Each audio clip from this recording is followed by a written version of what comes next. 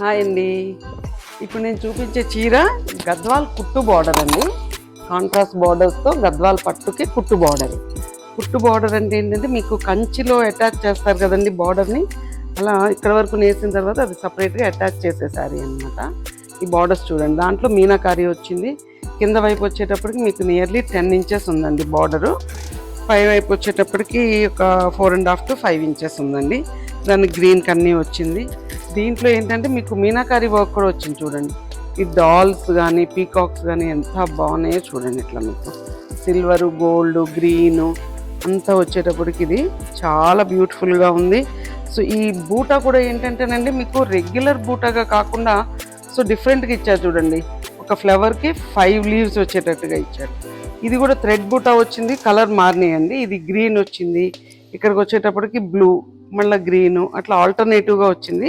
Next దీంట్లో కూడా ఒకటి సిల్వరు, ఒకటి గోల్డ్ బూటా వచ్చింది. శారీ మొత్తం కూడా సేమ్ డిస్టెన్స్ ఉందండి. దీంట్లో ఇంకొక లైన్లోనేమో మీకు రెడ్ వచ్చింది చూడండి, ఇట్లా red and green. So multi కలర్తో చాలా అంటే చాలా బాగుంది. చాలా సాఫ్ట్గా ఉందండి చీర వేసుకుంటే కూడా.